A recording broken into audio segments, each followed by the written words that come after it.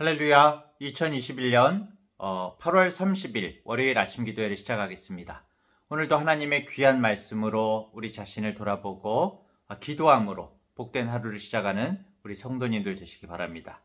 오늘 하나님의 말씀은 시편 71편 17절부터 24절까지의 말씀입니다.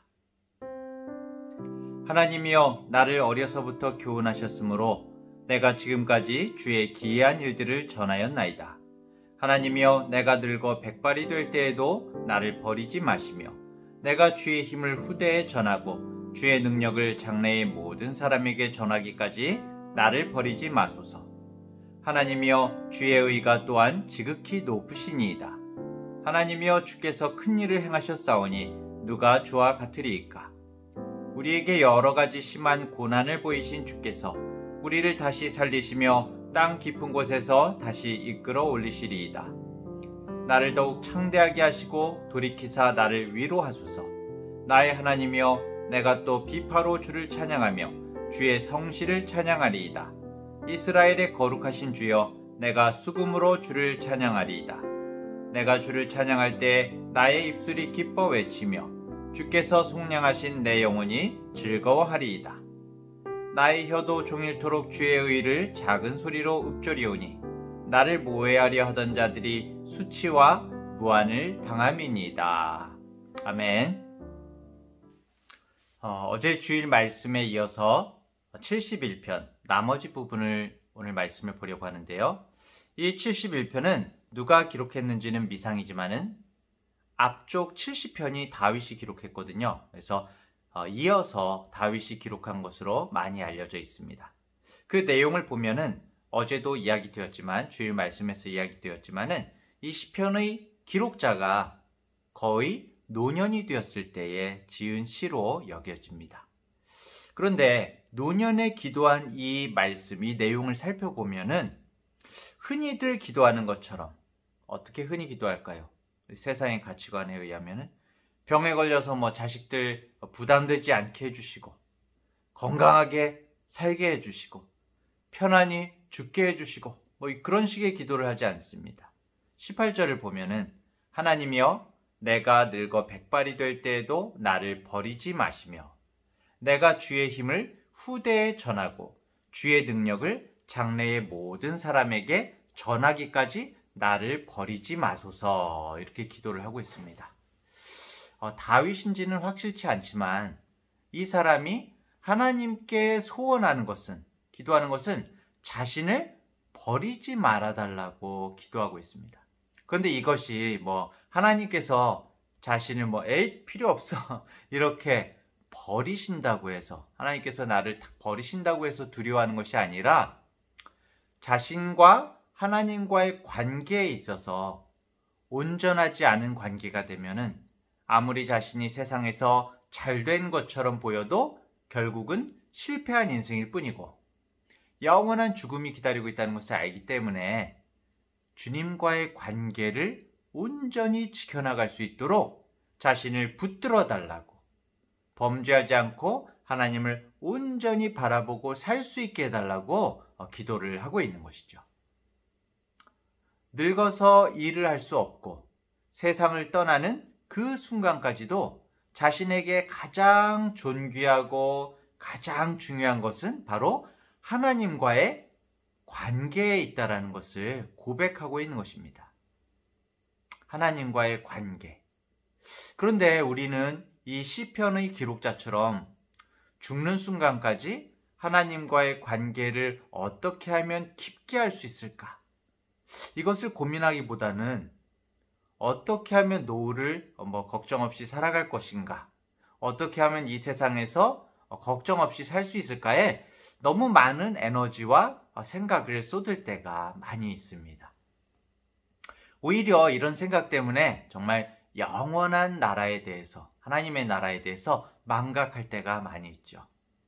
오늘도 때때로 정말 하늘을 바라보면서 영원한 하나님의 나라와 또 하나님과 나와의 깊은 관계를 생각하고 묵상해보는 우리 성도님들 되시기 바랍니다. 사람이 늙으면 젊을 때의 힘이 점차 소멸이 되죠. 세상에서도 불필요한 존재로 여기고 그동안 하던 일들에서도 손을 놓게 됩니다. 은퇴를 하게 되는 것이죠. 우리가 사는 자본주의 사회에서는 특히 이 생산력 있는 그런 일을 할 수 없는 것을 굉장히 커다란 악으로 생각을 하거든요. 하지만 하나님 앞에서는 불필요한 사람이란 것이 없습니다. 비효율적인 사람이 없는 것이죠. 하나님 앞에서는. 하나님의 사람은 하나님께서 우리의 나 자신의 능력이 아니라 하나님의 능력으로 우리를 사용하시는 거거든요.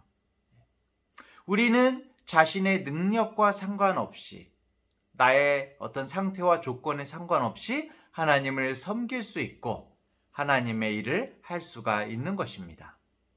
오늘 이 시편의 기록자도 자신의 능력과 상관없이 백발이 될 때까지 어떤 상황 가운데 있더라도 오로지 주님의 의만 전하겠다는 그런 열망을 가지고 있습니다. 그렇게 고백을 하고 있습니다. 이 열망이라는 것은 육신이 늙었다고 해서 소멸되는 것이 아니죠.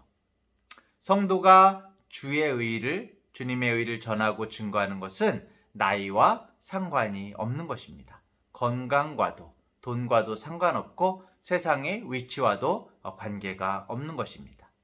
자신이 처한 어떤 환경과 상관없이 자신을 사망에서 건지시고 거룩하게 하신 하나님의 의만을 자랑하고 감사하고 높이면 되는 것이죠.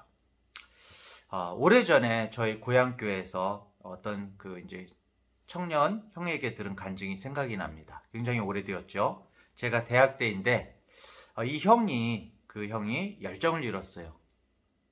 세상을 살면서 막 슬럼프에 빠지고 내가 도대체 뭘 해야 될까 하는 일마다 잘 안 되고 믿음이 있는 형이었는데 너무 지친 겁니다. 약간 우울 모드였죠. 근데 이 형이 어떤 계기로 이 소록도에 봉사를 가게 된 거예요. 우리 젊은 학생들은 이 소록도를 잘 모를 수도 있을 텐데 옛날부터 그 한센병 환자를 수용하고 치료하는 섬이라고 할 수가 있습니다.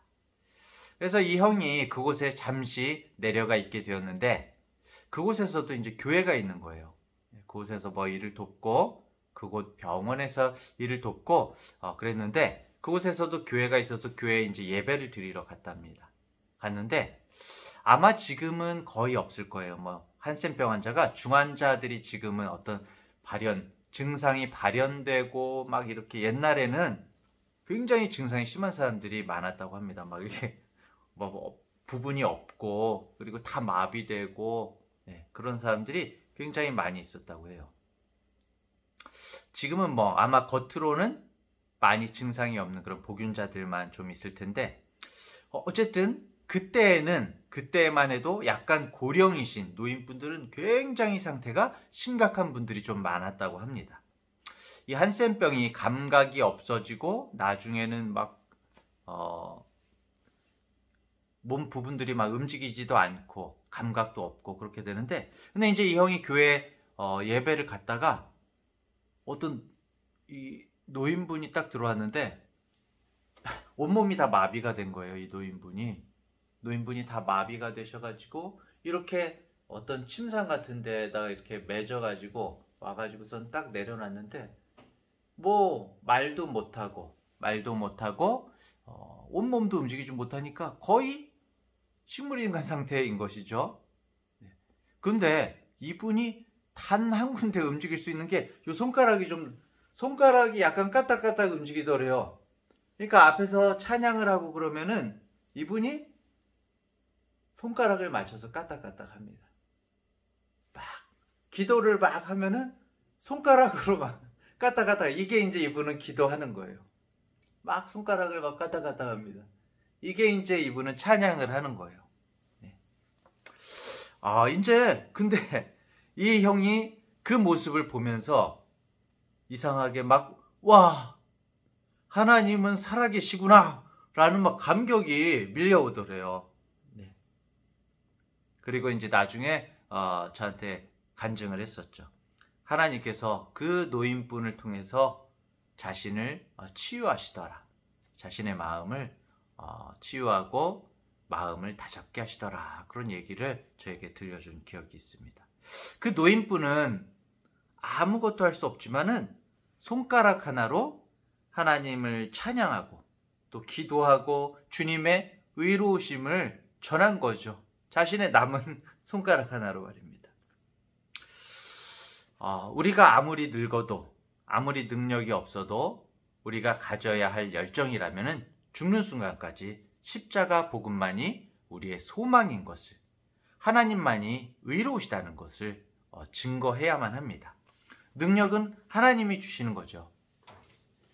불신자에게는 정말 이 늙은 몸으로 살아가는 그런 노년의 삶은 그저 시간을 때우는 하루하루의 삶이기 때문에 삶으로 그칠 뿐이겠지만은, 성도에게는 비록 병상에 누워서 죽음을 기다리는 그런 처지가 되었다고 해도 여전히 할 일이 있는 존재인 것이죠. 의미가 있는 존재인 것입니다.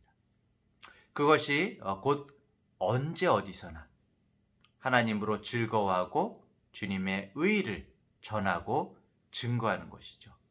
그것이 우리가 언제까지나 해야 하는 사명인 것입니다. 오늘 시편 71편은 이렇게 마지막 순간까지 정말 감히 측량할 수 없는 주님의 의와 구원을 입으로 종일 전할 수 있기를 기도하고 있는 그런 시편인 것이죠.